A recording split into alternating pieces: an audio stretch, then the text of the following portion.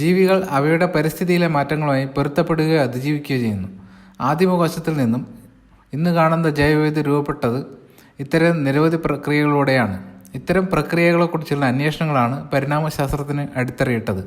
അവയെ സിദ്ധാന്ത രൂപത്തിൽ വിശദീകരിക്കുവാൻ പല ശാസ്ത്രജ്ഞന്മാർക്കും സാധിച്ചിട്ടുണ്ട്. ജീവപരിണാമവുമായി ബന്ധപ്പെട്ട ആദ്യകാല ചർച്ചകൾക്ക് തുടക്കമിട്ട ഫ്രഞ്ച് ജീവശാസ്ത്രകാരനാണ് ജീൻ ബാപ്റ്റിസ്റ്റ് ലാമാർക്ക്. അദ്ദേഹത്തിൻ്റെ ആശയങ്ങൾ ലാമാർക്കിസം എന്നറിയപ്പെടുന്നു. ലാമാർക്കിസം സ്വയാർജിത സ്വഭാവങ്ങളുടെ പാരമ്പര്യ പ്രേഷണ സിദ്ധാന്തം.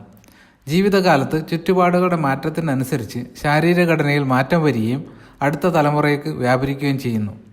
ജിറാഫിൻ്റെ നീളമുള്ള കഴുത്ത്.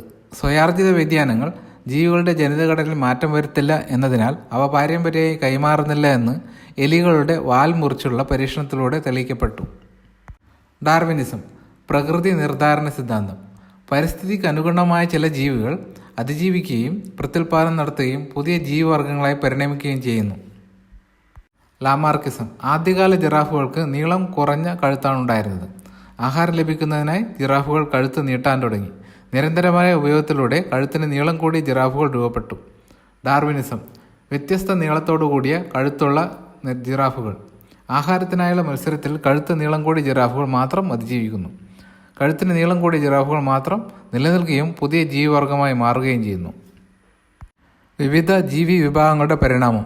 ആർക്കിയയും യുക്കാരിയയും ബാക്ടീരിയകൾ പങ്കിടാത്ത ഒരു പൊതു പൂർവികനെ പങ്കിടുന്നു. പ്രോട്ടിസ്റ്റ, സസ്യങ്ങൾ, ഫംഗസ്, ജന്തുക്കൾ എന്നിവ പൊതു പൂർവികനിൽ നിന്നാണ് രൂപപ്പെടുന്നത്.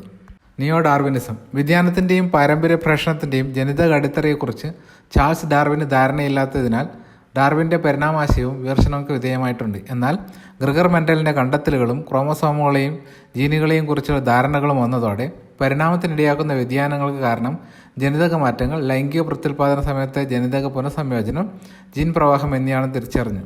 പോപ്പുലേഷൻ ജനറ്റിക്സ്, പാലിയന്റോളജി, പരിസ്ഥിതി ശാസ്ത്രം തുടങ്ങിയ മേഖലകളിൽ നിന്നുള്ള തെളിവുകളും തുടർ പഠനങ്ങളും ഡാർവിനിസത്തോട് കൂട്ടിച്ചേർത്ത് നിയോ ഡാർവിനിസം രൂപപ്പെട്ടതോടെ വിമർശനങ്ങൾക്കിടയില്ലാത്ത വിധം ഡാർവിനിസം യുക്തിഭദ്രമായി. പരിണാമത്തിൻ്റെ തെളിവുകൾ. ജീവികളിലെ തന്മാത്രകളുടെ താരതമ്യം മുതൽ ഭൂമിയിലെ ജീവികളുടെ വിന്യാസം വരെയുള്ള പഠനം ജീവികൾ തമ്മിലുള്ള പരസ്പര ബന്ധം തെളിയിക്കുന്നതാണ്. ജീവി ചിമ്പാൻസി ബീറ്റാ ശൃംഖലയിലെ അമിനോ ആസിഡുകൾ മനുഷ്യനുമായ വ്യത്യാസങ്ങളുടെ എണ്ണം 0, ഗൊറില്ല 1, എലി 31. സ്പീസിയേഷൻ ഒരു ജീവിഗണത്തിലെ അംഗങ്ങൾക്ക് പ്രത്യുൽപാദനത്തിലൂടെ വ്യതിയാനങ്ങളുള്ള സന്താനങ്ങളെ ഉൽപ്പാദിപ്പിക്കാമെങ്കിലും അവ ഒറ്റ സ്പീഷീസായി തന്നെ തുടരും. ജീവിഗണത്തിലെ അംഗങ്ങളെ പാരിസ്ഥിതിക ഘടകങ്ങളോ മറ്റോ പരസ്പരം വേർപെടുത്തിയാൽ കാലക്രമേണ നിരവധി വ്യതിയാനങ്ങൾ കുമിഞ്ഞുകൂടിയേക്കാം. ജീവിഗണത്തിലെ അംഗങ്ങൾക്ക് പരസ്പരം പ്രത്യുൽപാദനം നടത്തി പ്രത്യുൽപാദനക്ഷമമായ സന്താനങ്ങളെ രൂപപ്പെടുത്താൻ കഴിയാത്ത അവസ്ഥയുണ്ടാകുന്നതോടെ ഇവ വ്യത്യസ്ത സ്പീഷീസുകളായി പരിണമിക്കുന്നു. പരിണാമത്തിൻ്റെ തെളിവുകൾ. ആന്തരഘടനയിലെ താരതമ്യം. വ്യത്യസ്ത തരം ജീവികളുടെ ആന്തരഘടനയിലെ സമാനത ജീവപരിണാമത്തെ സ്വാധീനിക്കുന്നു. മനുഷ്യൻ്റെ കൈ, പൂച്ചയുടെ മുൻകാലുകൾ, തിമിംഗലത്തിൻ്റെ ഫ്ലിപ്പർ, വവ്വാലിൻ്റെ ചിറക് എന്നിവയിലെ അസ്ഥികൾ സമാനമാണ്.